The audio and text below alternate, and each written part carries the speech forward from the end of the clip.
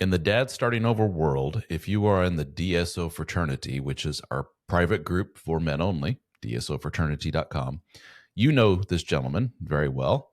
He's gone by a couple of different names for good reason. We'll get into that a little bit. He used to go by the fake internet name of Jack London and is now using his real name of Jason, or Coach J for short. I call him Coach because that's what he is. He's a coach within the Dad Starting Over organization. In fact, he was, other than myself, the first numero uno coach in this group. And you joined, do I want to say 4 years ago now, Jason? Yeah, January of 2020. Wow, that was fast, wasn't it? Yeah, went by in a So, blink, man. yeah, so when I first started the World of Dad Starting Over, wrote the books, decided to make a men's group, and we had these live Zoom meetings. And there was a dude that was attending the Zoom meetings that was, certain dudes always stick out in the meetings as being like getting involved and giving good advice and listening and asking good questions. And you're just like, oh, I like it when this dude is in on the calls. And there was one dude in particular that called himself Jack London. And I really liked his stuff and got to know him. And I said, we need to bring you into the fold of the Dad Starting Over world, make you an official coach, make you host some meetings yourself. You're that good at it, and the rest is history. And since then, we've hired, six other gentlemen, I believe, since then, and the organization has grown. If there's one thing that I pride myself on as a businessman, want to call me that, maybe a bit of a stretch, is my ability to recognize, oh, this one's good. I better hang on to this dude. And I had a business mentor years ago who's now, his company has grown to multi tens of millions of dollars. No, that's not true. Multi hundreds of millions of dollars. And he gave me a little nugget of advice years ago, is that when you got a good one, you hang on to them.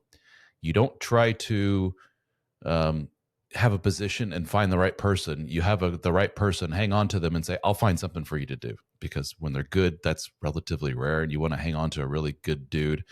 And that's what I did with Jason. It's like, we got to figure out something for Jason, because this is just, he was a military man, straight shooter, a lot of good life experience. We'll get into your military background, but you helped counsel men in your military career as well, which you have now retired from, enlisted dude. And so I guess a long-winded way of me saying, Jason, we are so lucky to have you, dude. You've been awesome in the group.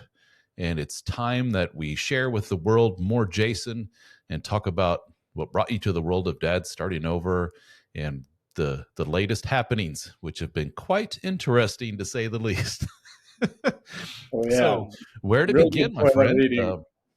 You maybe we should start with your military background. I don't know how much you want to share about that.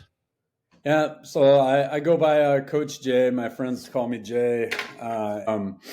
22 years in the United States Army. I joined right out of high school, right after the attacks on our country on September 11th, 2001, and retired as a senior non-commissioned officer, career infantry guy. So what most people think that all soldiers do, the Green Army guy running around with rifles and blowing shit up and killing bad guys. Very, very few people actually do that in the military. But that was a very, very low level explanation of my body of work. In doing that, yeah. One of the things you're educated on, again, people are astounded by this, but uh, just you don't see it in corporate America and a lot of your big companies, mentorship and coaching and professional development, people, leadership that actually cares about you and your family. And it is built in Army culture for you to be that type of leader. And if you're not, they're going to get rid of you. They need those types of leaders in the military. Um, so yeah, you're professionally educated. Each time you're promoted, you go through different training and things like that, and you become better and better and get, before you know it, rack up 10, 15, 20 years of professional development and coaching experience. And what I did was simply translate that to the world of relationships, which is pretty easy to do. Is critical thinking, problem solving, and being really telling people, hey, you've got to live in the reality that you're in, not the one you wish you were in. Here is the actuals right here, dude, and how this plays out over time, more likely than not. And let's quit acting like we're, Tom Brady with possession of the football and, on the 30-yard line, 20 seconds left in the game. You're not Tom Brady, homie. Let's, you know, quit playing underdog and maybe take more of that dark horse mentality, which is a lot more effective. Go back to your lab, work on yourself, reemerge, and come out of nowhere and go conquer all the things that you want to conquer. Yeah, but Coach J, that's tough. It is. I mean, And flat out, some men are not going to do it. Some people, I think a very depressing way to look at it, Ralph, is there are averages for a reason. Um, and I'm just being honest. Most people are average and they will not do what's required to excel. They just won't. It's mentally too hard, yeah, physically too hard, whatever it is.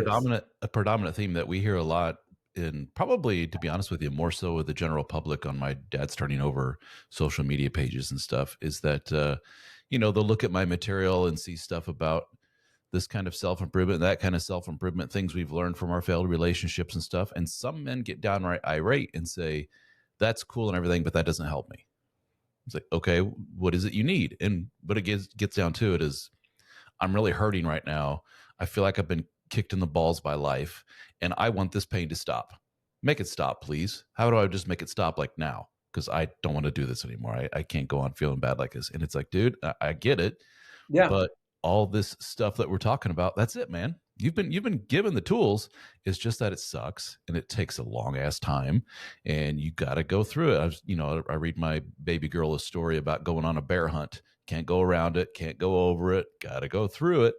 And a lot of people don't, men and women alike, not just picking on men, don't like to hear that. Like, yeah, you're going to suffer. It's going to be hell and it's going to suck. Got to do it, dude. Got to go through it.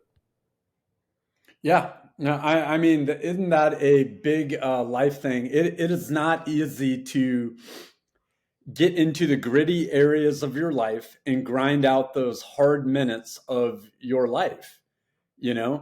It's not fun. It's not sexy. It is not what you want to do, but it is what you have to do. And I think I'm going to pick on social media a little bit. Both men and women, they sit on their phone and they just scroll and they look at everybody else's lives and how great, and man, they're missing out on everything. And, around the next corner, is the next adventure or anything.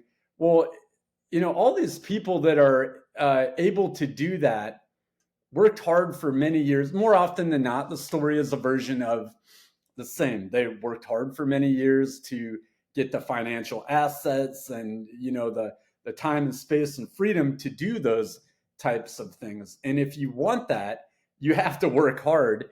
And that is like the adult delusion, really, that both men and women have a lot of, in my view, these days. They don't want to go through those hard minutes of their life. Going back to what you were saying, yeah, a lot of men in the comments, they are hurting, and I'm very empathetic to that. But at some point, there has to be a realization of, okay, man, we've cried about it enough. You've waited around for the man in the masked cape and the mask in the cape to come crashing through the wall like Kool-Aid Man, and it hasn't happened, and it ain't looking any better tomorrow, buddy. Why don't you take up the fight for yourself and get maybe a little bit of a mean streak in you, get a little bit angry about your situation, and go get it. My coaching is very much on the principle of life is a game largely of possession, like any contact sport is really, and maybe that's attractive to some men, and it definitely is, and unattractive to other groups of men. That's all right. I'm not everybody's cup of tea, but that don't make me not a cup of tea, man. So Okay, so that begs the question then. you're a tough dude. You got it going on, Mr. Military Man. You got to figure it out, right? Well, what is it that brought you initially to the world of dad starting over? Yeah. So I was married for 15 years, and I would characterize that marriage largely as very good.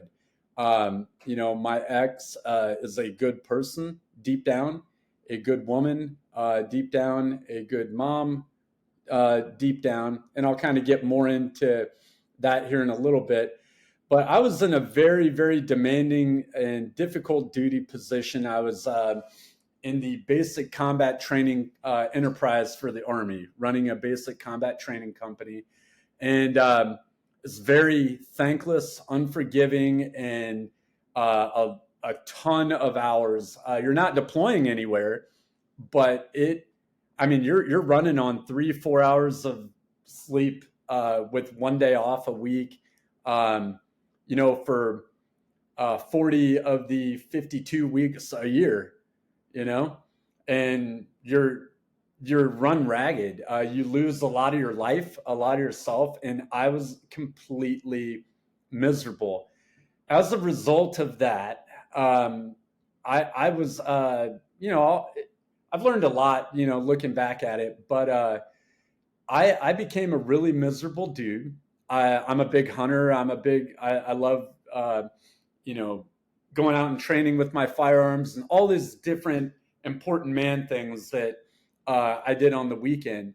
And my validation had gone all the way down to the physical intimacy with my wife, which was very, very good throughout my marriage. And, we were very well matched in that area for sure.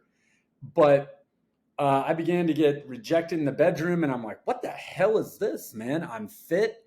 I'm not, bugging her all the time. I'm my own dude. I'm looking. I'm like, what the hell is going on? And I wasn't really looking for answers on the internet. That seems to be a very common thing with a lot of men. That wasn't me. I happened to get rejected that night, and it's like 2, 3 in the morning. I woke up randomly, and I began the death scroll, and there happens to be a Facebook ad for the dead bedroom fix, and I got roped into the large net of middle-aged-ish men, in the algorithm, and the front cover of the book struck me. I'm like, I know exactly what that is. I can tell you exactly what's on that dude's mind. And I read the very convincing little blurb on it, and I'm like, you know what? I'm going to get a hardback or a paper copy. The Jam, it was like $7, $8 on Amazon back then, and I got it. I read it in like a day and a half, and the way it was written was very, very attractive, very direct, to the point, very much how I am.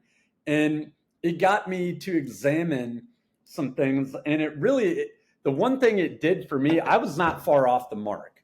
I really wasn't. I wasn't doing a lot of the mistakes. I was already in shape, but I exposed myself to, hey, you've got to woo her, romance her. You've got to get engaged, and you can't put your marriage on autopilot. And I began to really look at myself and what can I do to be a better dude? And I just merely applied what was written. And then that opened a whole rabbit hole of, I don't know how many other books I've read and, gotten into the men's self-help arena. And I would call it a midlife awakening as opposed to a midlife crisis. And I chose to go hard in the paint and fix my bullshit, and did. And I also know that I will always have to be very aware of those things. They say a leopard doesn't change its spots. Yes and no. I do believe that you can recognize that maybe some of those spots aren't very good, and be hyper aware and in tune with yourself that, hey, I'm kind of, coming off the rails a little bit. I need to redirect. And in that, we all have to do that at some point, or don't do it and suffer the consequences, Um, but that in short is what brought me into DSO. After that, I got really involved in the Facebook group, and just really did what I did in the Army. Look at a problem, help guys identify resources and build a plan of action, bulletized for them, and then go do it, and let them go do it, and then support them through it. And then you reached out to me one day randomly. I'm in the garage working, and I get a Facebook message, and hey, who the hell are you? Tell me about you. Where and all that. And you offered me a position, and it came out of nowhere. I'm like, what are the odds of reading a book, joining a Facebook group, and then getting recruited by the author? I'm like, I felt a little bit good about myself that day. Like, that was pretty cool. Yeah. So, but it illustrates the point of you and thousands of other men. What I've learned over the years of marketing and stuff is how do you get people to take action? It's kind of just poke them where it hurts the worst. And what we've learned over the years from doing all this and talking to so many married men is, where does it hurt the worst? The old bedroom's just not, measuring up to what they thought it should be. They think it should be.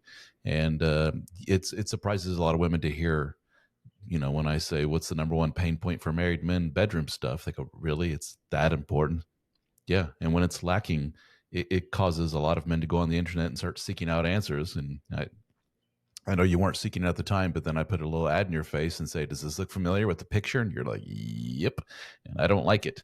And I don't like it to the point of plunking down a few bucks and buying a book and joining a group and welcome to the club. But what we've all learned, that gets you in the door. But once they're in the door, we have guys that are divorced, married, thinking about getting married, dating after divorce, all this other stuff, and all their issues all blend together. Sure, most of them had that initial kick in the butt with, here's a book about it, improving the bedroom. I'm divorced. I don't want to do that shit again. Or I'm in the middle of a shitty marriage and I'd like to fix it, whatever the case may be. That got them in the door. But once they're in the door, they realize, it's a lot more to it than just doing the old hokey pokey in the bedroom. That's just symptomatic of a lot of bigger problems.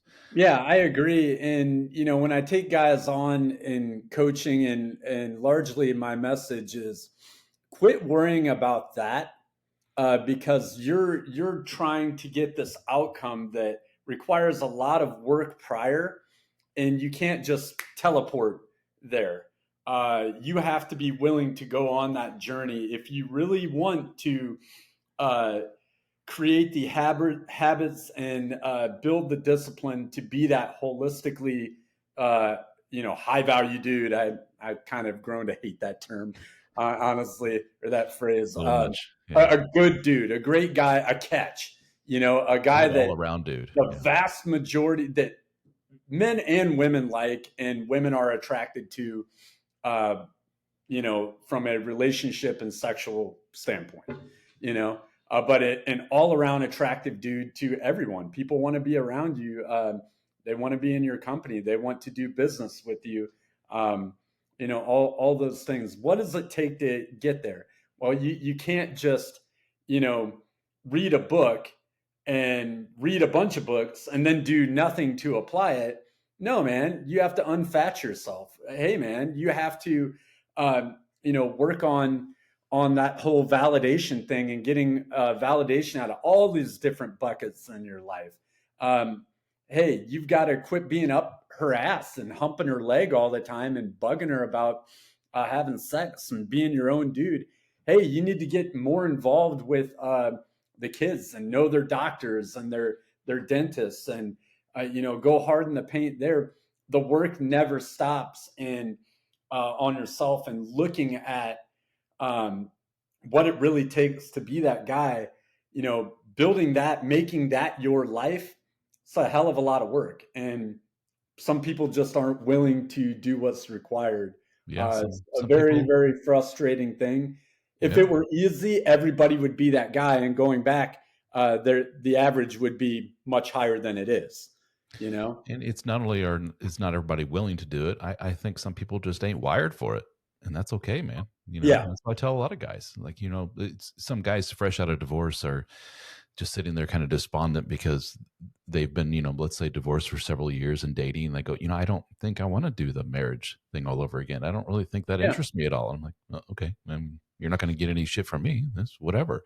There's a big societal pressure for a lot of guys. Like, you're kind of a deadbeat loser type if you're not hitched to a woman and showing your value, damn it, to the society. To which I say, no, it's just, if you're Or not ready you're for it. selfish for, or all that. And, going back, thinking about my life years ago, I used to look at these divorced people as like damaged and like, how can you make that work? And man, look at what I got going. And here I am, one of those, in the bag of, un, the unwashed masses, we'll call it. Here I am, one of those dudes, Yeah. and all that. Well, good segue. And I look at it very, very differently now.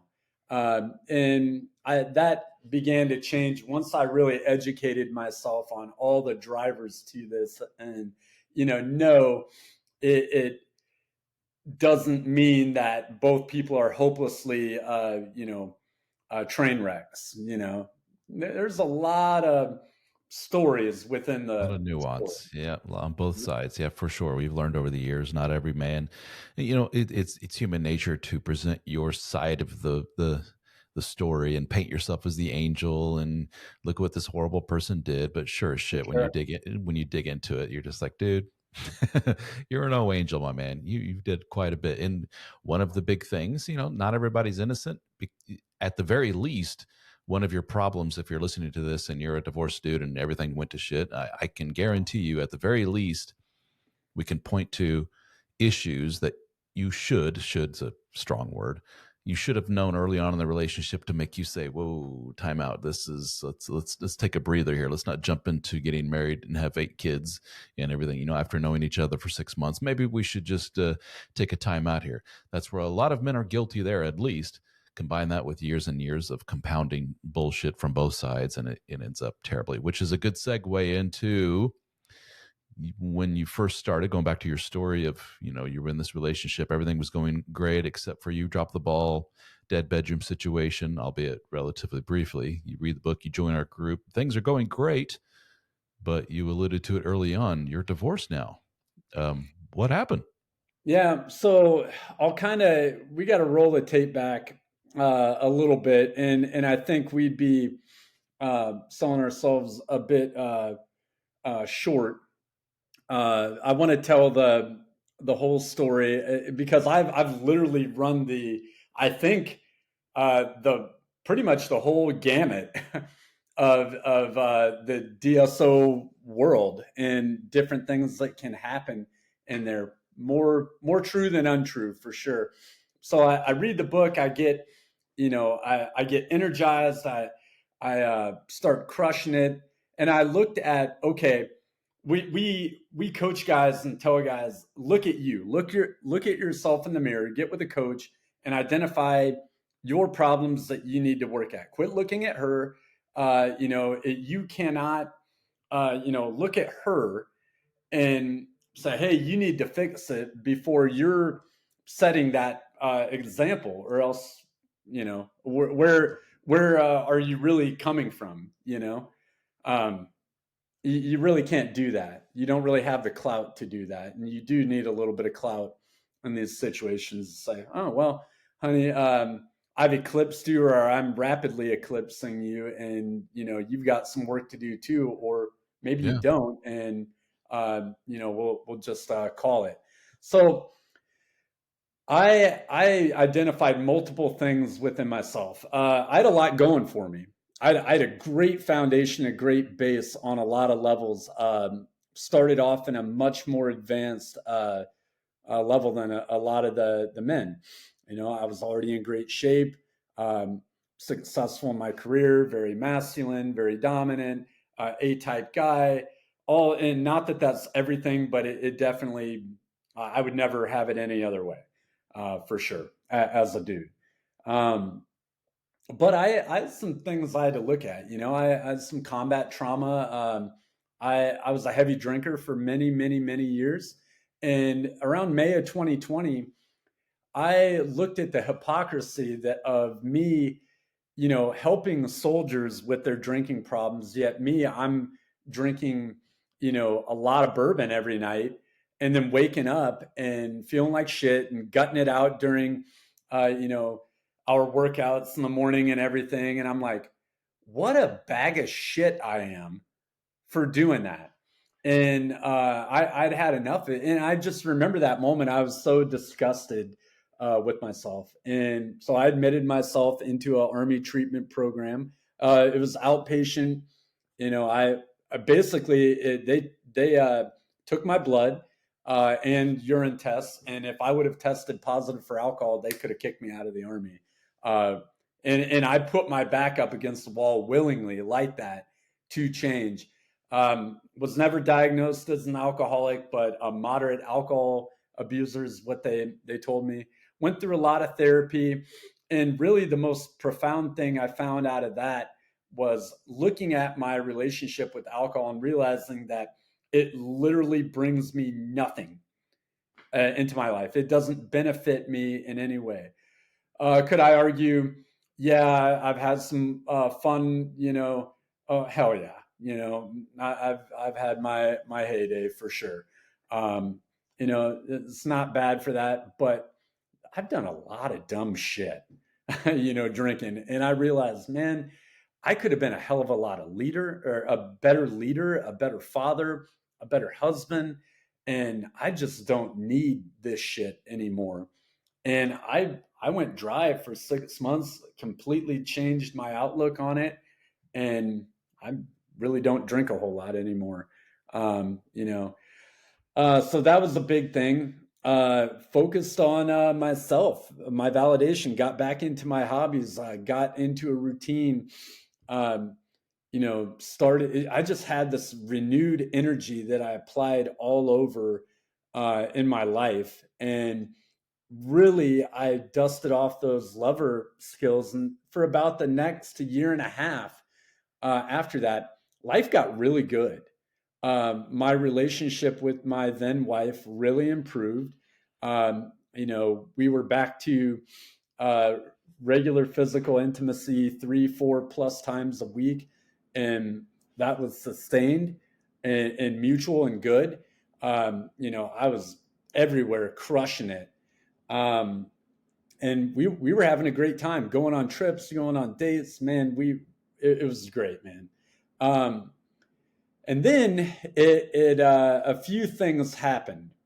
My ex kind of had a falling out with her dad. uh, she is from a broken home. Her parents divorced when she was a teenager, and I think, if I put on my, rent a psychologist hat on real quick, she has some anxiety and abandonment type issues from that. And she is probably the worst person I've ever met in my life when it comes to communicating their emotions, which is pretty odd for a woman, actually. Very, very different. Um, and I didn't even realize that until my mother-in-law told me a couple of years ago. And I'm like, wow, man, I never even thought about it like that. And you're 100% right.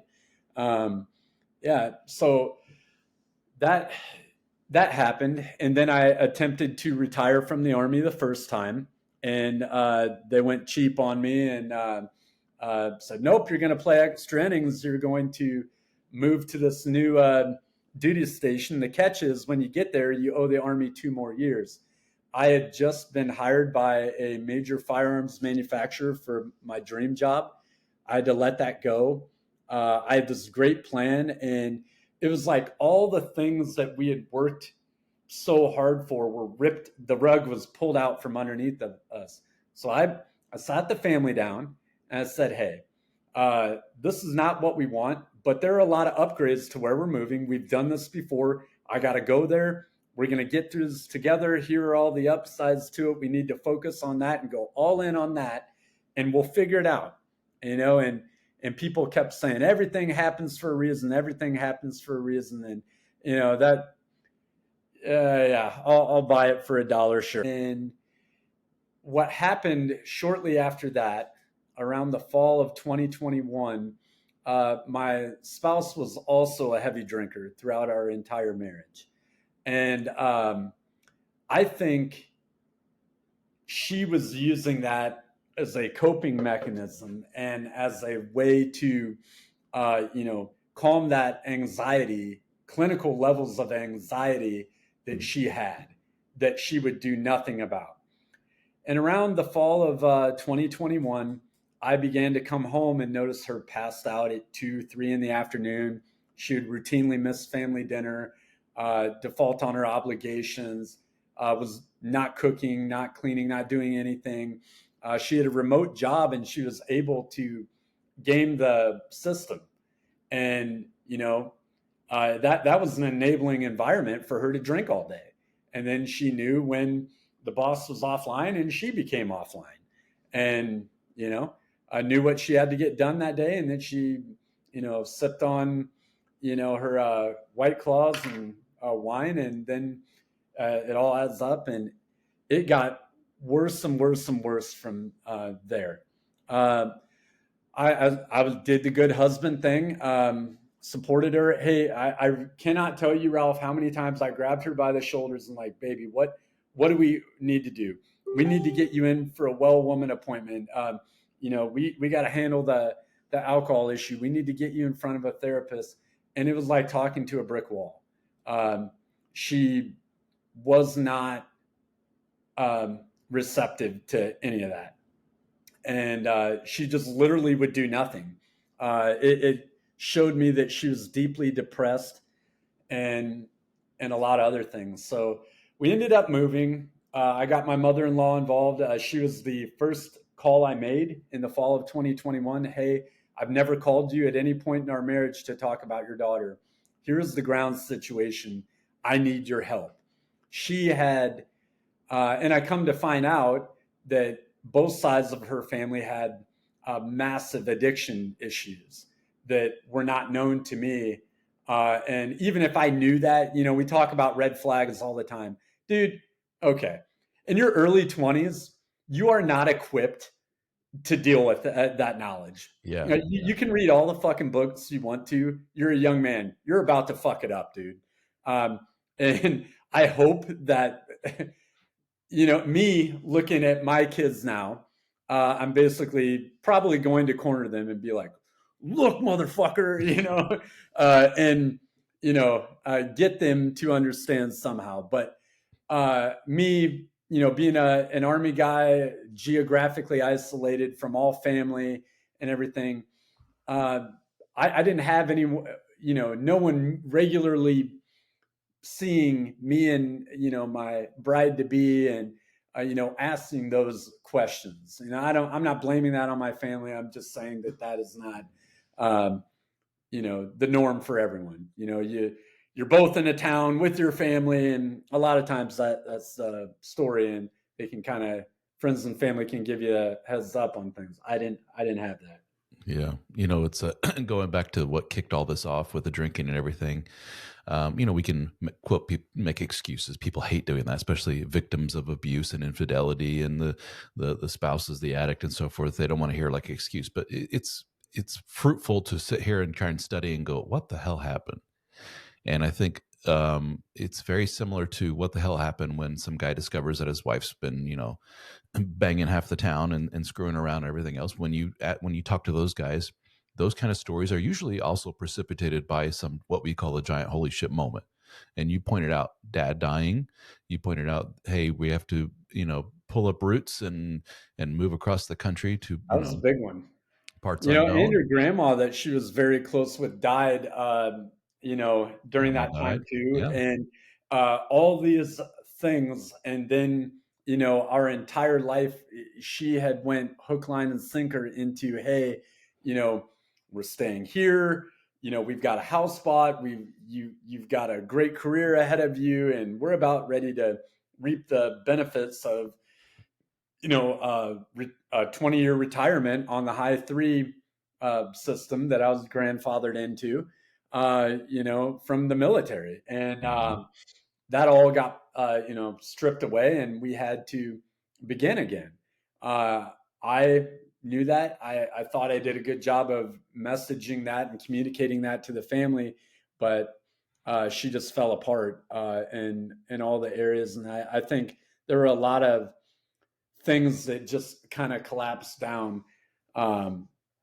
So getting into that next spring of 22, we move, I start a new job, and then we get into the chaos, uh, multiple hospital visits with, I think the first one, she had a blood alcohol level of 0.422. That is not an exaggeration, 0.422.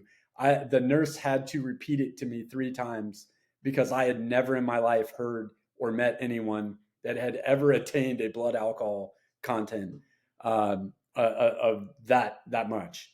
I couldn't believe it. I'm like, man, I've had some real benders, man. I've never come close to that. And I began to educate myself on addiction. I find myself fortunate that my family doesn't have those issues. I was very ignorant on the natural progression of addiction. Of course, I've seen a million. I know a million high functioning alcoholics. They're rampant in the military, and your high stress public service, emergency service, your law enforcement, your all those types.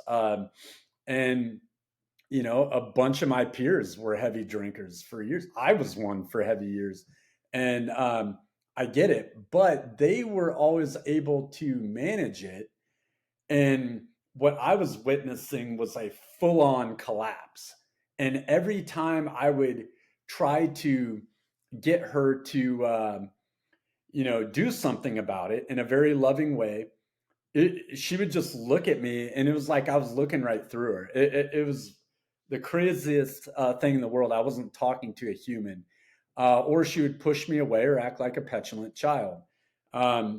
So June of 2021, we went back to my parents' house, and she began in the months prior to that hiding alcohol, empty and full containers all over our home. Imagine pulling out a towel and 5 or 6 empty cans come rolling out. That happened at my parents' house. How embarrassing.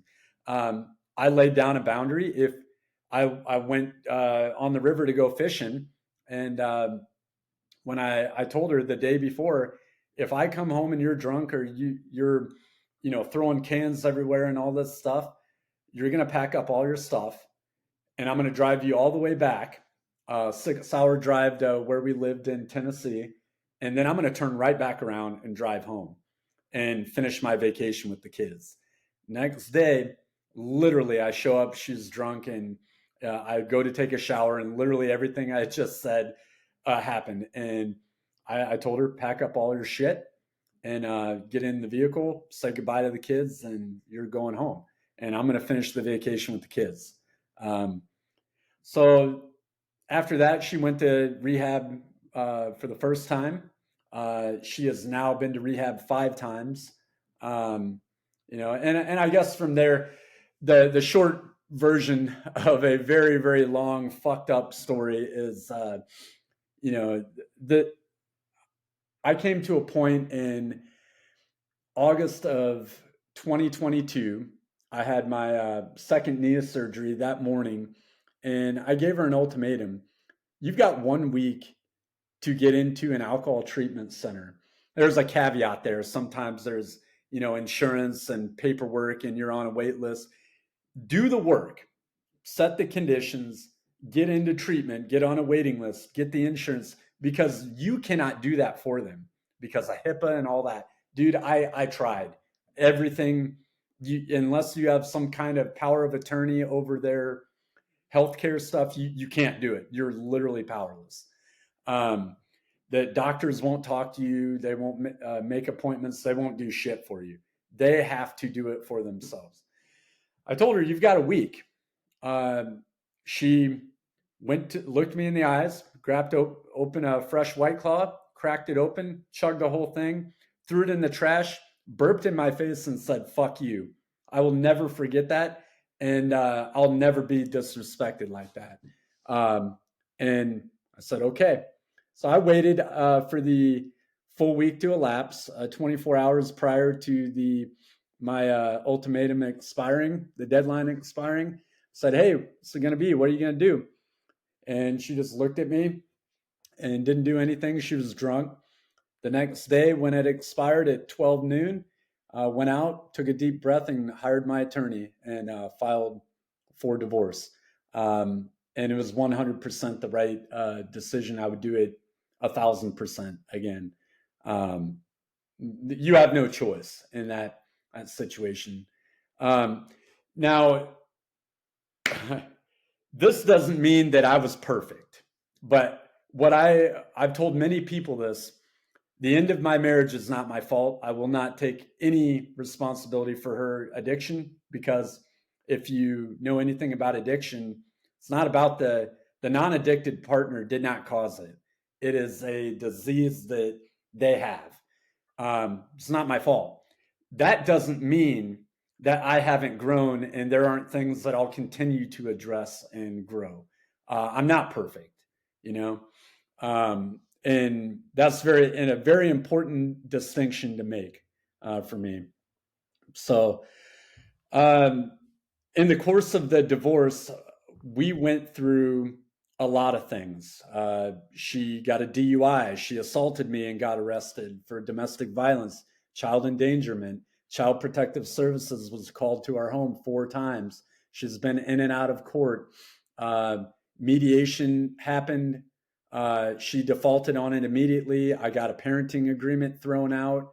And I mean, I could go through a million different things that we could spend 5 hours going through, but I've been through an incredibly messy divorce. I've had to put all 3 of my kids in counseling, and at the moment, I have full custody of all 3 of my children, and I'm the breadwinner. It's a very rare position, a position you were in. That's a rare thing for a dude.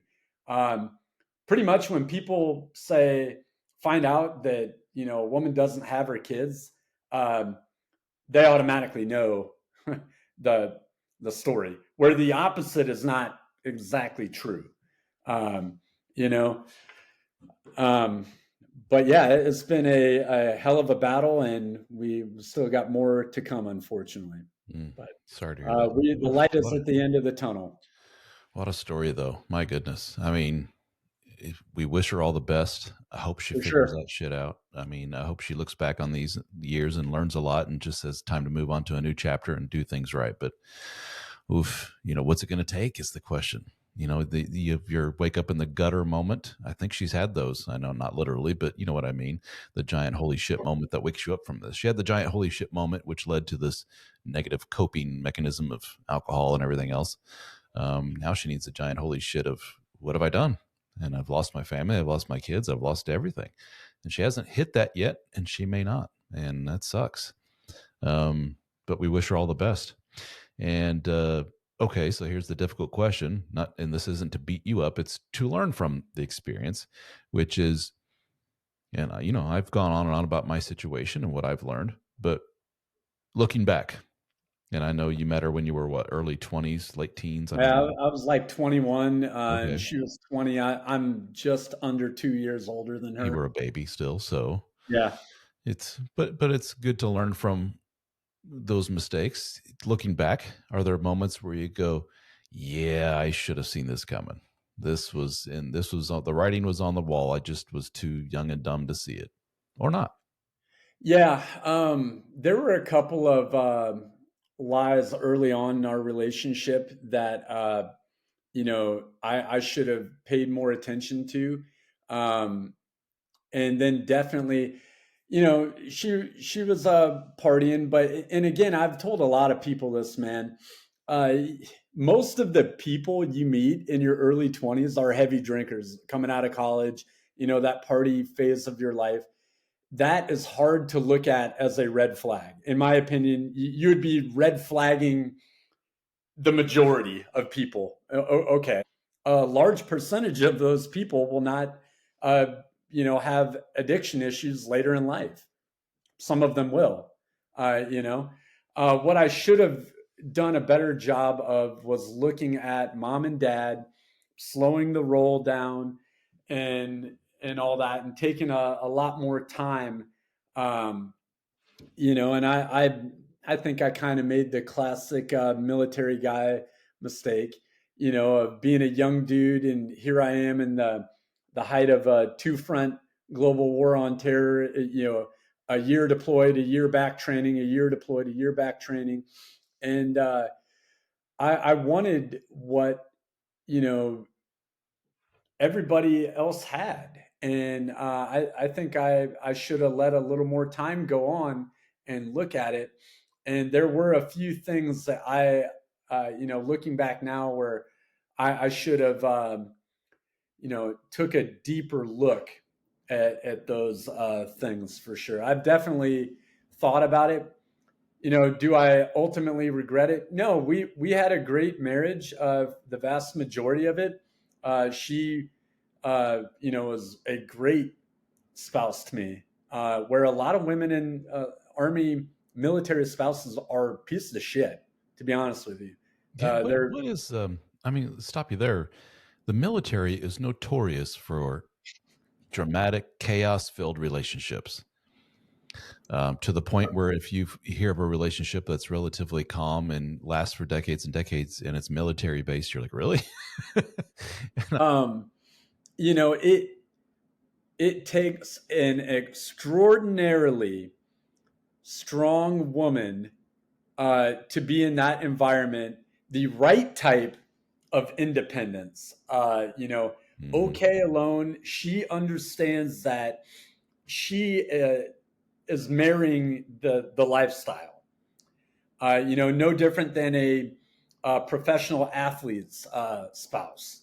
Their husband is going to be gone a lot of the time. They are in their own pressure cooker to perform on a multi night a week basis, and do all this stuff. In the military, same thing. High stress, a lot of work hours, a lot of training at all hours of the day and night, and on the weekends. And your work life balance is very, very, very difficult to achieve. Um, and really, commanders have to do a better job of looking at that and balancing mission requirements. But most people are not cut out for it, flat out. Mm. Um, it doesn't make military men bad, or there's this thing that they're all cheaters. Man, come on, no, definitely not true.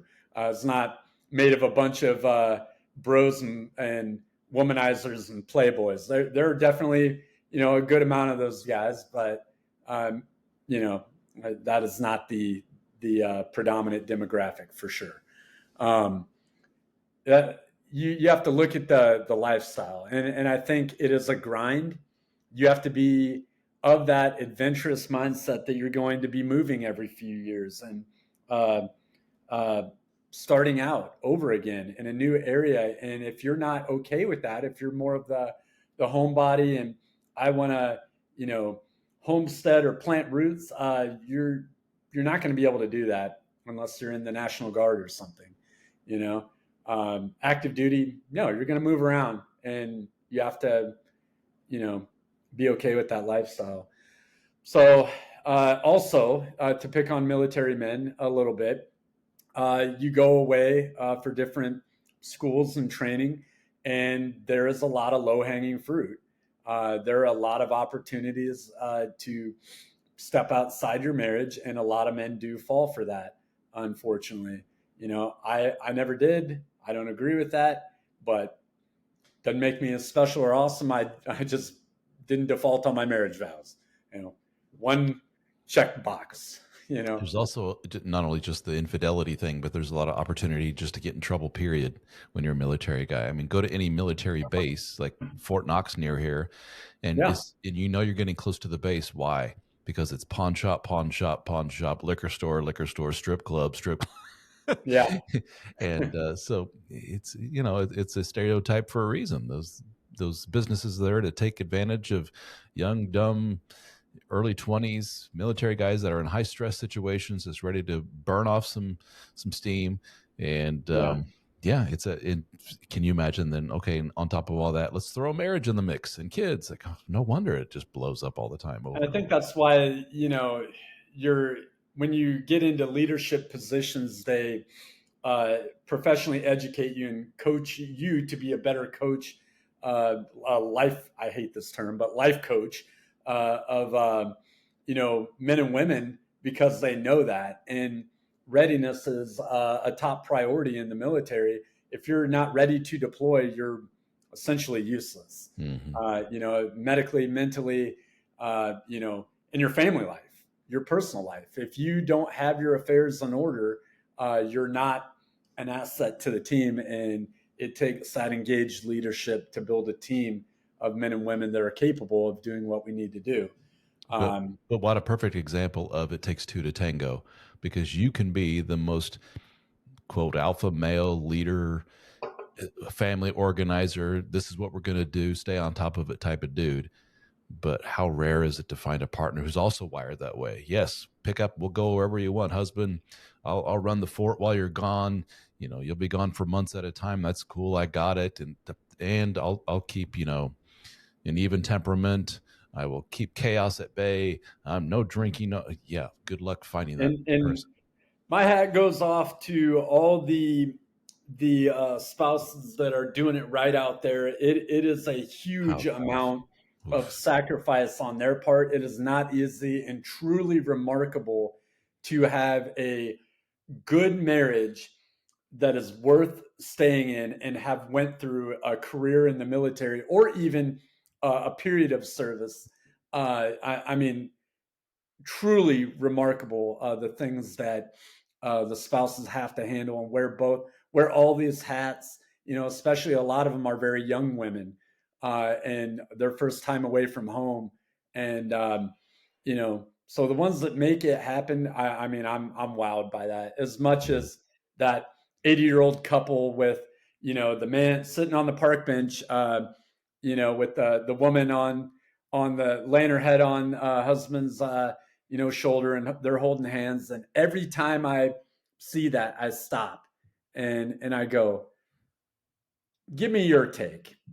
How'd you make it work?" And they laugh and they make jokes most of the time. In fact, I saw it yesterday, and I talked to this older couple, and I go, What's the formula?" And they're like, "Man, very few people ask that." And they go, "It's tough. It takes essentially two people that are going to act like adults and work through their problems, and uh, you know remember who they're talking to, your husband, your wife, the person you committed to, and going all in on that, and believing in the cause, and letting your actions show it." And it's You a pretty got it. redundant thing they tell me. Excellent. So, Coach J, the divorce Yeah. is about done. All right. Hmm. It looks like you're going to have your kiddos 100% of the time. You Likely. have you have officially retired from the army, correct? What's next in store for you? So I made one final move. My last 2 years in the army were under fire, so to speak, the entire time. With it was almost like having your ex actively working against you as the enemy. Is how it felt. It became very difficult to get anything done, and I had to you know, look at the smallest wins every day to give myself hope. And I hit some I consider myself a very, very mentally resilient person. I've, thrived in combat multiple times. I've, seen and done horrible things and all that, and been through all these very unnatural things that people have no concept of. But this situation tested me in ways that I had never been tested. There's just something about it when it comes at you in a personal level and it starts affecting your children, and man, it will, uh, it became very, very difficult. I had to, over the past 2 years, look at where am I going? I've got to pull me and my kids out of this shithole and look at where I really want to go. So, transitioning out of the army, out of the military, is about an 18-month to 2 year long process. It's not giving in your 2 week notice and starting another company. You are literally building an entirely new lifestyle, literally everything. Imagine changing your every aspect of your life over a 2 year period. So I did an internship. I had 4 major surgeries and went through all kinds of personal life struggle and all that. And while I was doing that, I had to look at where I was going too. I took an internship with a financial firm in Nashville. Saw that kind of wasn't really the route I wanted to go, and I'm like, well, where I've got to find a sense of purpose in my work. And what better way to do that than contribute to our defense mission with me outside of the uniform? And so I looked at DoD contracting. I'm like, man, I've got a lot of skills that they need. And man, I went all in and worked with recruiters and everything, even DSO Fraternity members, all kinds of people, and got down here and leveraged every tool I had. And I'm in the final stages of locking down a great position, doing exactly that, and continuing to serve our nation's defense mission in a support role. And looking forward to it. Great paying gig, and offers great opportunities for growth in the future. And yeah, I mean, that's the employment side of it for sure. And then on the dad starting over side, we will still have you on board and helping when you Of can, course. when you're available. Yeah, absolutely. I plan on.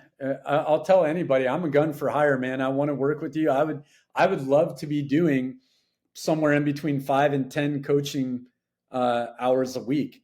One to two per day.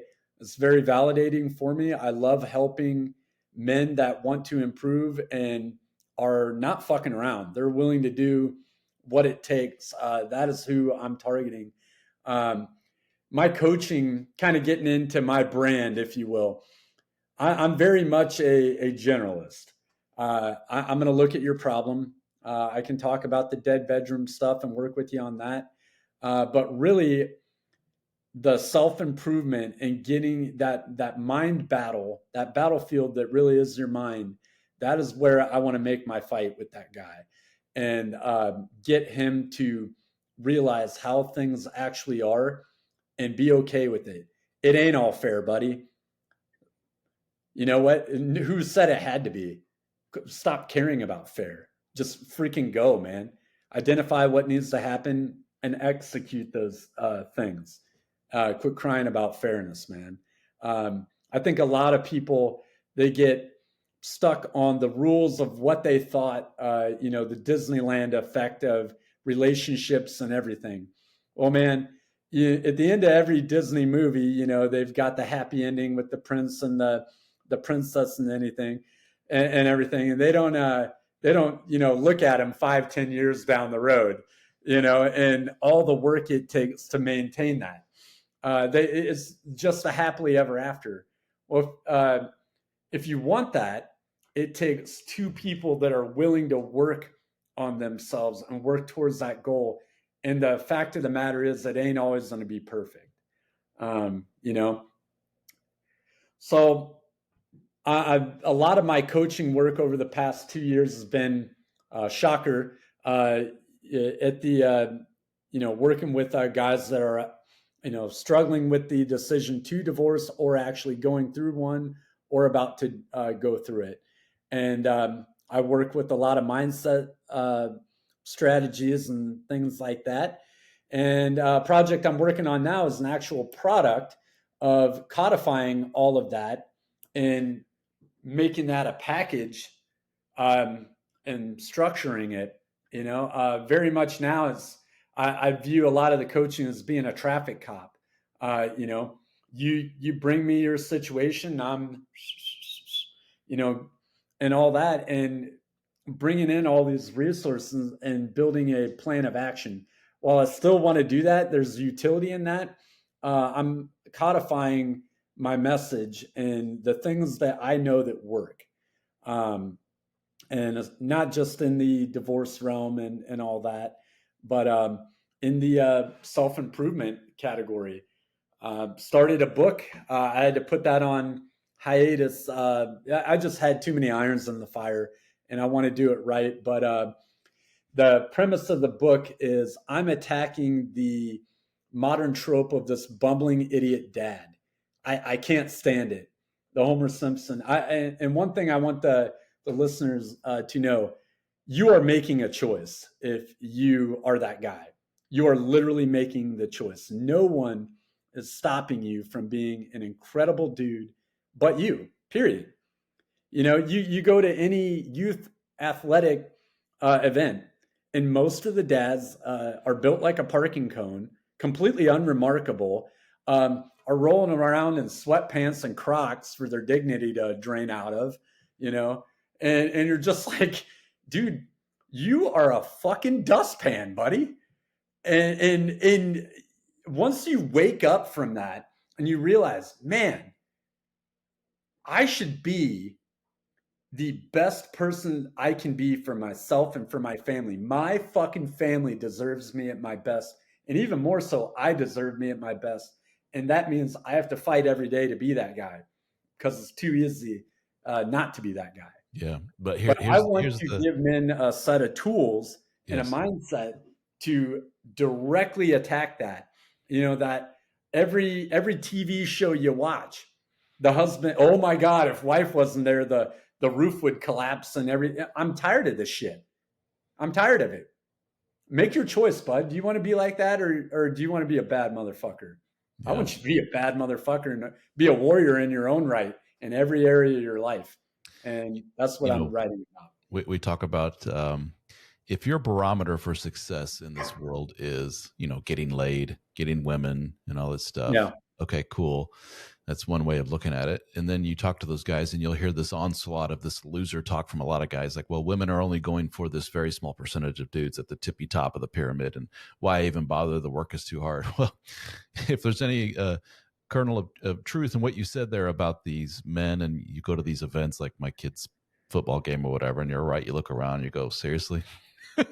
um, if that's illustrative of how it is out there in the general public, then to go from here to here, guys, how can you say this? The pickings are so slim out there for high quality dudes or whatever, good all around dudes. It doesn't take much to rise to the top, guys. And I, can you I've been imagine? I've been in the modern dating world, and I'm Oh, telling you, dude, it is not hard. And these women are wowed by a dude that literally can do everything that they do, short of nurturing, probably yeah, as good or better than they can. And they're an awesome dad. They're physically fit. They're driven. They know how to love a woman. They know how to treat a woman in all the right ways and all that. And they're an all around great guy. You are a freaking catch. And one thing I will say about the fraternity members, there are very, very, very few of them that I have ever met that I didn't like. And one of the most valuable things to me is when you coach these guys over a period of time, you inevitably, at least I do, I become friends with a lot of them. I'm like, I just get to know the intimate areas of their life so well, and I share my own things with them. I like to humanize myself in coaching sessions and to give them perspective.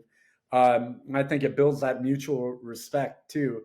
But you meet these guys online, and I think a lot of men they come into something, they're kind of oh man, this is going to be a bunch of lonely guys in their parents' basement, a bunch of losers, and I don't see that at all. No, I see a bunch of very professional and talented men all over the world that are remarkable that I learn a great deal from, and a lot of them don't probably know that. I learn a great deal from them sure. and their stories and their professional endeavors and all that. And then you meet him at Brofest, and you're like, man, everything I thought that dude was, he was even better than that. Like an awesome dude, like a completely the person he portrayed himself to be is exactly who he is. And then boom, now you've got lifelong friends, man, all over the country. You kind of take the shortcut to, me living all over the country in the Army. I've friends all over now, that you have the same ability to do that right now in the DSO fraternity. And anywhere you go, hey man, who's in the Seattle area? Oh, I am. Hey, let's go grab a beer or lunch or whatever. Hit the gym or go to Puget Sound and throw oranges at the Seahawks, whatever. I don't know. It's an idea. Yeah, we're blessed to know a lot of different dudes, and in the group, the DSO fraternity. For those listening, don't know what we're talking about. Private group that we have for men only. DSO Yeah. Fraternity.com. DSO stands for Dads Starting Over, in case that wasn't obvious. But we got guys from all over the world. We talk about all over the U.S. They're all over the world, and we got a pretty big contingent in Australia. And the reason we get along so well is that we all have one thing in common. I just want to do better. And you talk about we're not a bunch of dudes, living in the basement, your mom's basement or whatever. Some of us get to that point. Divorce kicks you between the balls, and you're just like, I lost Oh yeah. everything. And hey, we're not going to turn you away. It's a temporary situation, dude. If that's what you're in, living in your car, we've heard that one, living in the basement, whatever it may be. Um, but if you want to do better, and you want to learn from other guys who have the same mindset, if it's not our group, I recommend some kind of group, some fraternal group with dudes of like-minded dudes is extremely important. It's becoming more and more rare. You just you look at teenagers nowadays, right? And go back to your teenage years, Ralph, and I'm sure they were a lot like mine. There are a lot of parallels where, you're involved in different activities. You're hanging out with the homies, in between your job and sports activities, and going out, getting in trouble on the weekends, maybe a little bit, and going to parties. They all live in their freaking phones and video games now, and like, and you need to get out there and get eyeball to eyeball as much as you can with other good men and really find a dude or group of dudes that are at where you want to be. And, you know, more often than not, if you approach those men, and you're humble about it, they're going to bring you in. Just be a good dude, and that's all that's required. And that can happen anywhere. The gym. You go up to a guy in the gym, and you're like, "Hey, I'm new here. I'm trying to better myself. Clearly, you know what the hell you're doing. Um, can we work out together? Would you take me under your wing?" And that guy's going to be like, meet me here at 10 a.m. Monday to Friday and be ready to work. I think a lot of men psych themselves out, Yeah. like they catastrophize, Yeah, that simple thing. there's this stupid societal trope or stereotype, whatever you want to call it, that men are mean, get out of here, wimp, get out of here, wuss. We want nothing to do with you. And it's so far from the truth. It's not even funny. And like you talk about, the most alpha male testosterone filled thing would be going to the gym to a bunch of meatheads, and you go up to the biggest meathead in the group who's all steroided out and just say, I don't know how to bench press. Can you show me? You'll see a smile on that dude's face, because he Yeah. will drop everything he's doing and go, you got it, buddy. Let's do this. And he'll Yeah. pat you on the back He'll literally. freaking And cheerlead for you too. Get it, bro. exactly. One more, one more. And And we've heard from dudes in our group that are like, it's comforting to know, it's surprising to know that this world exists out there. All these hyper masculine dudes trying to help each other. I had no Yeah. idea. I grew up as, some guy says I grew up as kind of a nerdy dude and an introvert and very anxious guy. And I was always scared of being involved in guys' groups because I just thought I wouldn't belong. It's like, what? You're a dude, right? Yeah. Come on in. That's all it takes. I want the listeners to walk away from uh, our chat today with three things. Three, you and your family deserve you at your best. And that is a very, you could call it guru-ish, a life coachy thing. Whatever you want to do, it's freaking true, man. And you have to embody that and be willing to absolutely go to war with yourself. And the hardest part of it is in your mind, and converting that into decisive action every day in everything you do, to that end. Being the And it's tiring and it never ends and it never will end until you die, and it never should end. And the quicker you become, um, not just okay with that, not just accepting that, but knowing that this is the way. I pick up my battle axe, put it in my holder, my sheath back there, and my sword and my shield, and I go to war every day. And I go as hard as I can every day. And I've got these different areas of my life that I attack a little bit more here and a little bit more there. And sometimes I need to rest, and that is the fight. I need 10 hours of sleep now. And I go do that.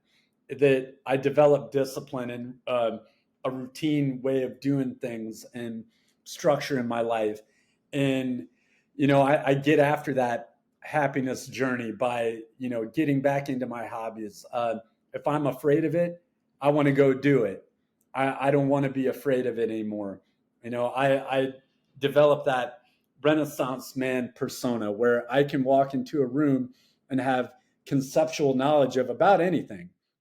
And if I don't, I'm going to sit back and listen. And then I'm going to, you have all the knowledge of a major city, just a few decades ago in the palm of your hand right now. Oh, the world knowledge in the palm of your hand. You can freaking Google it, YouTube it, and then go down the rabbit hole and learn some things and continuously develop yourself. That is what it is about. It all starts with being physically fit, period. That is the foundation of the house that is you. It will, when you are physically fit, literally every area of your life will improve dramatically over time. And people can shake their head, they can say whatever. Look, man, I'm not putting up crazy numbers on anything right now. But it's about being functional. It's about showing the right example to your children, and living a good life, and putting your fitness, it the one thing probably the most important thing you do every day is probably that, because it builds the foundation of everything else. If you build a house on no foundation, the house is going to collapse Yeah, eventually. there's a reason I made it step one of be your It lover is. in the dead bedroom fix. And a lot of people, you're right, just threw the book down when they read that, going, "Oh shit, here we go. You go to the gym and get muscles." Blah, blah, blah. It's like, yeah, It sorry, ain't dude. for everybody, man. It's You know, if the idea of being some dumb meathead doesn't appeal to you, that's fine. But at least take care of your damn self. and you You know, don't have to be a dumb meathead. no. I consider myself a very foul mouthed intellectual. I'm not a meathead at all, but I go to the gym at a minimum 5 days a week. I hike.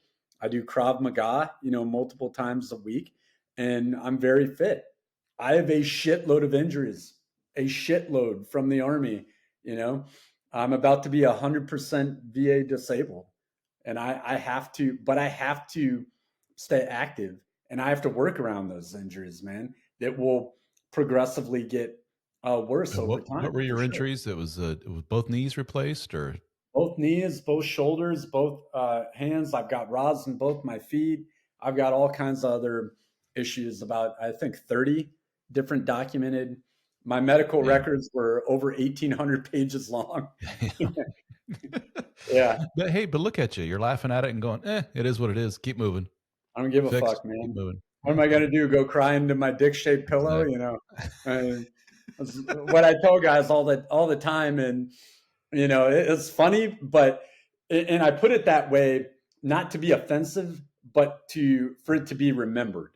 Like, it's another thing in my coaching. I throw out a lot of one-liners, but people will tie the knowledge. I learned this in the Army.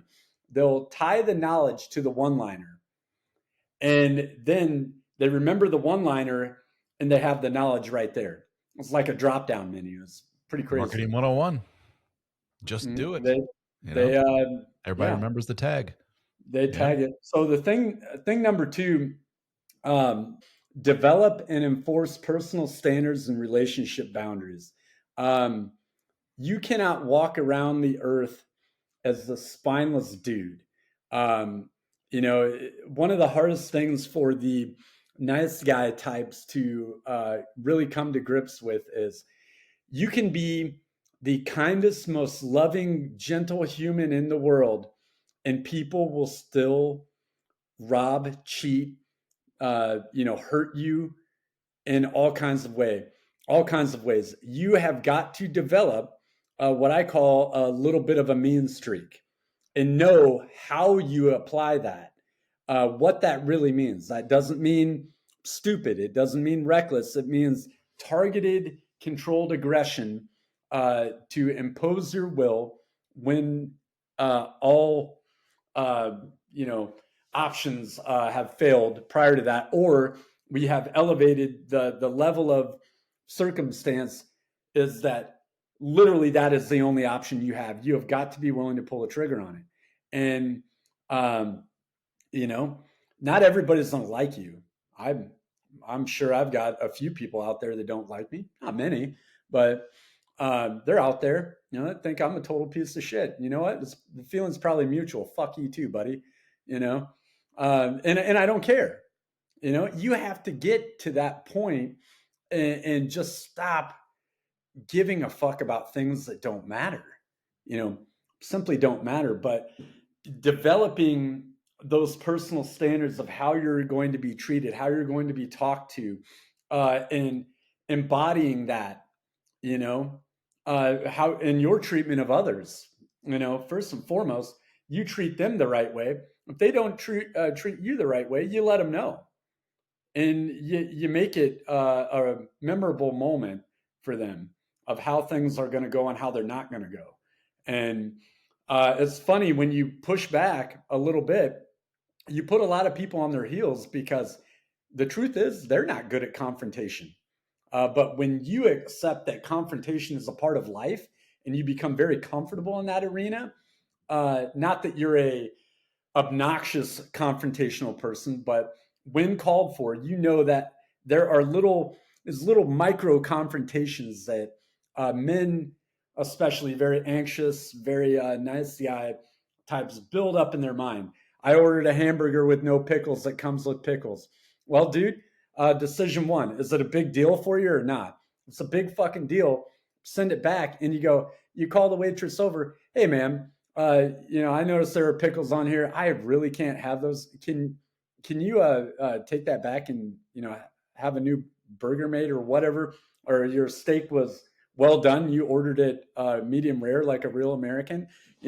Should. Um, you know, and you got to have the balls to do that. That right there, the nice guy version, they build it up in their head to be this cataclysmic. The waitress is going to lose her mind. The manager's going to throw you out of the restaurant, and the person's going to spit in your food. And in reality, how it goes when you connect eyes and you say, "Hey, ma'am, can I talk to you real quick?" And you call her over and you say, "Hey, I ordered this. There's a mistake made. Can you fix that for me? Hey, appreciate you. It happens, man. We're all human. No big deal." And then the manager comes over. "Hey, oh my God, are you okay? Blah, blah, blah, blah. Oh, blah." And that's how it actually goes down more often than not. And you're like, dude, no, I don't need a free meal here. Just shit happens. You guys are freaking slam, man. It's not a big deal. And when you do that in front of a woman, having that cool, calm, collected approach, oh my God, she's thinking, man, look at all the other ways that could have played out in life. And I'm going to make a deduction here that he'll handle those things in a similar fashion. Wow, that's a really attractive thing to do. You know, guys should think about that. Relationship boundaries. You let people walk all over you. You keep feeding the bears, and then you wonder why the bears get hungry and more hungry and keep coming and taking advantage of you. You got to put your foot down, man. And if you're not willing to put all options on the table to include divorcing that woman, you're a fool, flat out. You've got to draw your line in the sand, and I would tell women that too. You shouldn't let men be walking all over. That's a universal concept. You put boundaries on yourself first and foremost, communicate them, and then you put them on the relationship, and they're known. They're shared expectations, so there's no surprises when it happens.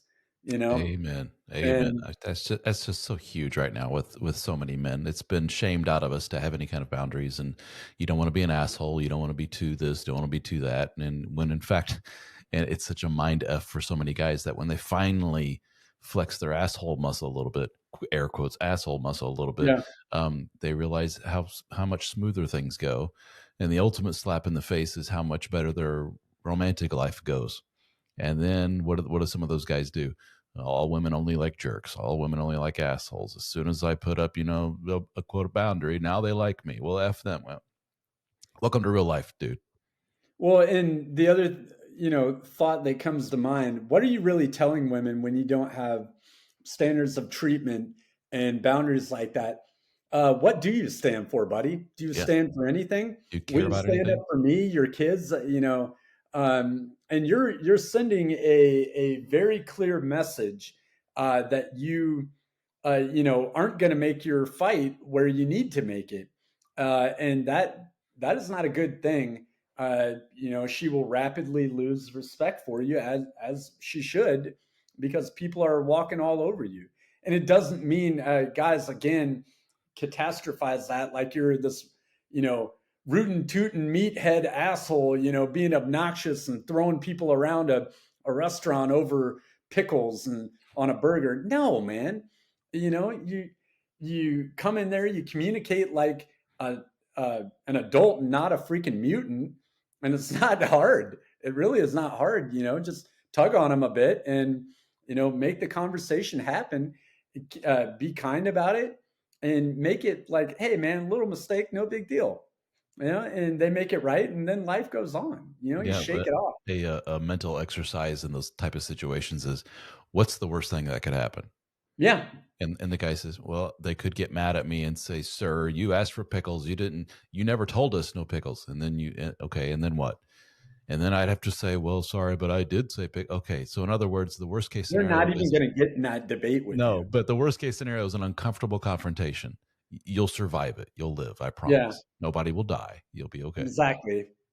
The final thing I want to talk about is I'm a very big believer that um, in middle age, a lot of times this is true.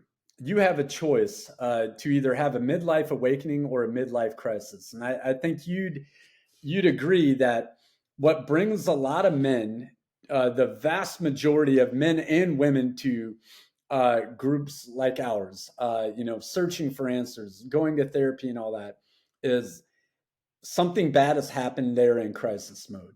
What if we were to be more situationally aware and more behind the wheel of the vehicle that we're actually driving, instead of driving looking through the rear view mirror or the side mirrors? You want to check them, but you really want to maintain, eyesight on where you're going and as far out as you can actually drive. That's how you drive a vehicle. We all know that, you know, and we have the opportunity. And if I were to sit young men down and say something, there's going to come this point in your 30s, 40s, maybe 50s, whatever, where you have a choice to make a change, a big change. If you feel like something's off, like you're not getting what you want out of this life, uh, you have a opportunity to make a choice right then and there and have a midlife awakening. I would much rather men actualize that opportunity before they're picking up the pieces, before they are rebuilding, after a divorce. And sometimes, like in my situation, man, if you would have told me I would have went through this 5 years ago, I wouldn't have believed you. I mean, it's so crazy and chaotic. Sometimes you can do, a lot of things right and still get fucked up in it. Um, it, it happens. What are you going to do? You going to rebuild or are you going to fold right now?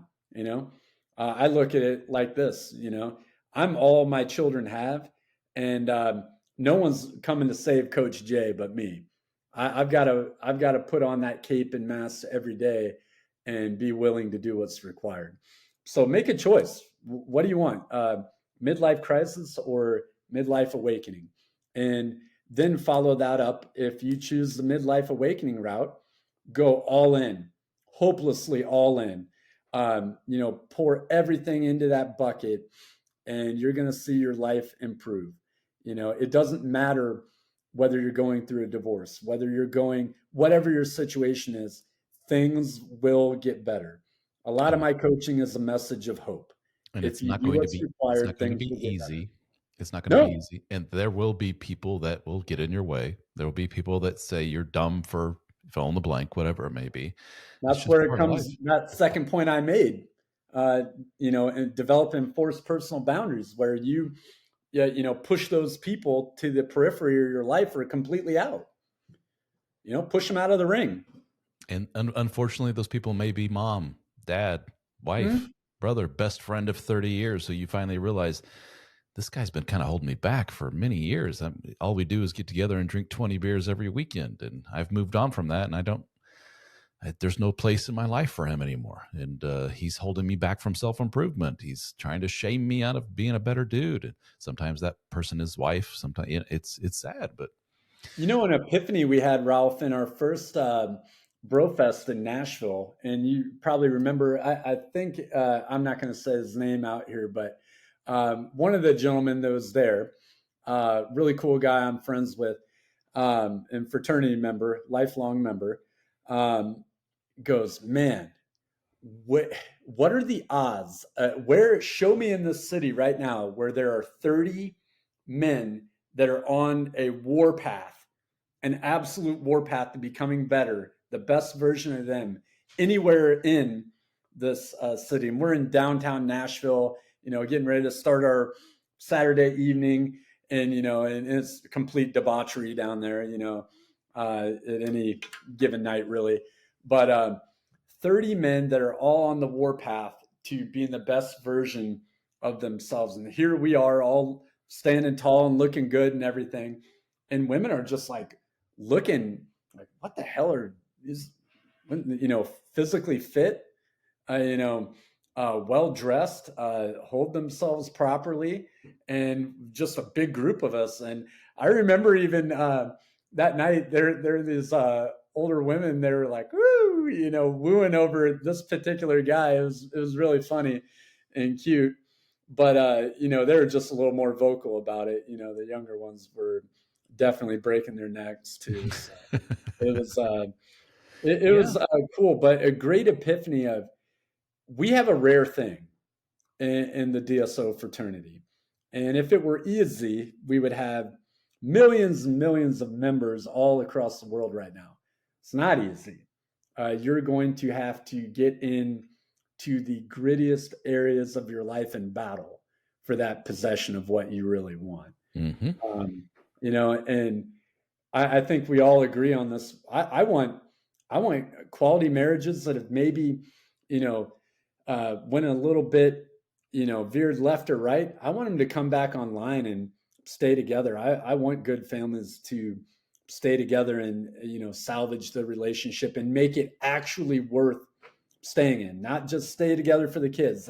I want to make that distinction. Very big difference there. Mm-hmm. Or if it needs to end, do the adult thing and end it.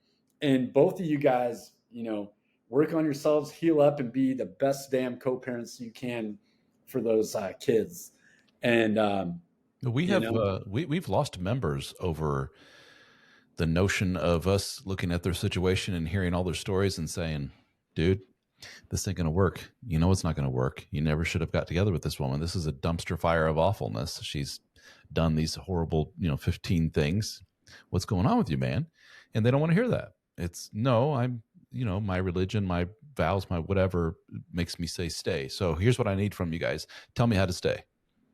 It's like, that's not how this works, dude. Your situation is, I had a unfixable. coaching session last night, and I hate telling guys that brutal, honest truth. Like, dude, you have a very, very low.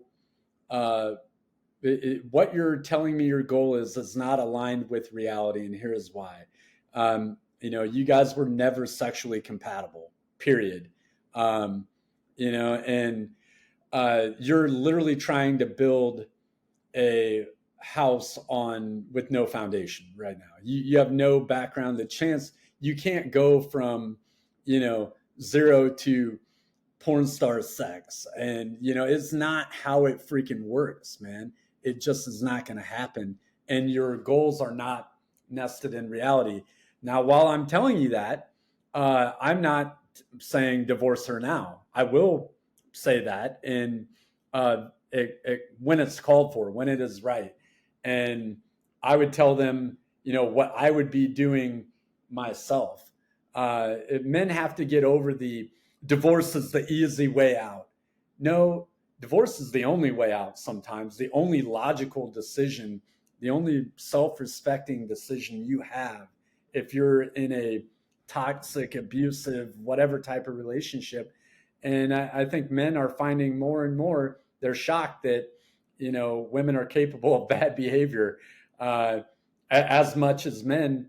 You look in the, all these stats and articles that are coming out, the studies of infidelity, women are doing it just as much as men. And you could probably argue it's been going on for much longer than we've realized. And men need to wake up. And that's not to bash women. It's just true. There are bad women out there. There are bad men out there. There are good men out there. There are great women out there, and you have to, again, I said it at the beginning of our chat. You have to live in the reality you're in, not the one you wish you're in. That's a hard thing for a lot of people to do. I want all the great and wonderful things to happen to me, but I'm willing to do fuck all about it. You have to work, man. You have to earn it. You have to, and if that is not your mindset, that's okay. But don't expect anything to come to fruition if you're not willing to run that race. Exactly right. Exactly right. Got to put in the work, and sometimes that work's not what you want to hear, but you Oh still yeah. got to put in that work. Sometimes it's going to get you to a place where you're like, that wasn't the intended goal here. The intended goal was to turn this relationship around. It sounds like we're anti-marriage here. Like he said, there are plenty of instances where we listen to a guy's story, and the end result is you need to yank your head out of your ass, dude. You got a good woman here. You've done all these 5 terrible things to her. No wonder she's checked out of the relationship. Have you ever told your wife thank you for everything that she's done? Those kind of conversations. Oh yeah. But we just tend to attract to our group a certain subset of men who are Yeah. very, very anxious, very clingy, hang on no matter what, and the idea of being alone scares them half to death. And so we've seen all sides, but we tend to see the one side where the guys just hang on no matter what, and some of them are flat out abused in these relationships, and it's not good. Oh yeah. A lot of them, and I agree. Anybody listening to this right now, you've got to look at our population, and what drives a lot of the content is the population of men that we have. That is a growing and growing population, unfortunately, of guys with low boundaries and SCI issues and things like that. And it's the predominant demographic that we have, and a lot of them, are in these marriages with wives that aren't going to do anything. They're going to be like, okay, well, if that's your response, dude, do you really want to be in a relationship like that? Is that true equity? in a relationship. No, and not everything is 50-50, but overall it should be equitable. You know, you're a little bit more here, she's a little bit less, she's a little bit more there, but it all, both Mhm. parties feel like it's equitable. It's a very mutually held feeling, you know, is the measure of effectiveness, is what I would call it. And a lot of these relationships are not equitable. I see it all the time where the guy is, the exact opposite of what all these women are bitching about online, about the do nothing guy at home, leaves his underwear on the floor, the dumb shit that you hear women rightfully so talk about. These guys aren't messing that up, and they're trying to go on dates, and you've got the wife laying on the couch drinking mom juice, and you know death scrolling her phone with Netflix kicked on too, and the kids are running amok, and the guy's doing it all after working an 8+ hour shift, you know, and she's not doing her freaking job. So what do you got to say about that? Now, I say all that not to put us in the heat of the gender war that is prevalent online. We don't deal on those terms. Um, it all goes back to there are good people and there are bad people, and you have to recognize the eaches. The gender war, you don't build men up in the self improvement world by tearing down women. No, I love and adore all the women in my life. I'm surrounded by them in the form of grandmother, mother, sisters, girlfriend, and all the different people. I've been very fortunate in having those women in my life. Nothing against anybody, but women are not above criticism either, and we don't pull any punches with that one for sure. Our message though really is, dude, you can either be the guy that sits there and bitches about, oh, modern women are trash or Western women are trash or the things we hear all the time, or you can be the guy that makes yourself holistically valuable, a catch, and actually do something about it, attract the right woman into your life, or women, whatever your persuasion is, and which would you rather choose? Are you going to get better results from being a keyboard warrior, or are you going to get better results from action? Taking action. Amen. You got it. And so, for those of you who are interested in joining this group that we're talking about, dsofraternity.com, I'll put links in the description in this video, wherever it's posted. But we have the fraternity. If you want to work one on one with Jason here, you can do so. I'll put the link to his coaching one on one. Keep in mind, though, the pricing, if you are a member of our group, is a heck of a lot less for coaching with Jason and myself and the others on the team versus the regular old pricing to the general public. So join our group, get the discounting on the coaching, as well as the discussion groups, which are private. No one can see what you're saying, as well as the Zoom meetings that no one else can get in on and listen to all the recordings of the 700 plus hours, I believe we're up to now of meeting recordings. It's getting a little ridiculous at this point. And we have a frat podcast, articles, and we, like we talked about, we meet in person, all kinds of cool stuff for a relatively small monthly fee. You get all that stuff, and you get to support our group and help grow our message to guys all over the world. And Jason, buddy, once again, thank you so much for everything you do. Yeah, We you're love you to welcome. death. Appreciate you, and hopefully we can spread the word and help out some more dudes out there. Yeah, And I mean, one final thing, Ralph. I yeah, appreciate you having me on. I want to work with men that are so sick and tired of their shitty situation and are willing to do whatever it takes. I want to offer you both a lifeline and enable you to get a death grip on what you really want. And if you're that man on fire, I want to work with you. I want to work with you. I'll listen to you. I'll give you a shoulder to cry on. But I am action based. If you're that guy, I want to work with you. I need to, and I want to cheer you along the whole way. I want to, give you a little asthma check and move you left and right and all that and help you. And all the coaches, if I'm not your persuasion man, hey, I'm a little too, I hear it all the time. I don't want you to bite my head off, or dude, I'm on your freaking team, bud. I'm on your freaking team. I want you to win, probably more than you want to win. Trust me. And I want your family and your kids and your spouse to win as well. I want you to have an awesome freaking life. All the coaches, it's what we want, man. And we've got a number of different voices. We didn't really talk about it, Ralph, but I'm the coaching director, and I kind of manage all the other coaches and make sure that we have a unified front in our message, but a diversified approach. So if I'm not your guy, that's okay, man. Again, I'm not your cup of tea. That don't make me not a cup of tea. But there are other coaches that will come at it from a different angles that may be better for you. And that's fine, man. I just want you to live the best damn life you can. And that is ultimately the goal we're trying to get at. Self-improvement, action-based, and getting you on that lifelong journey to improvement and happiness. Amen. Amen. So check it out, DSO Fraternity and Coach J. All right, brother. So good to see you again. Thank you so much. All right, buddy. Love All you. right. Take care. I'll see you.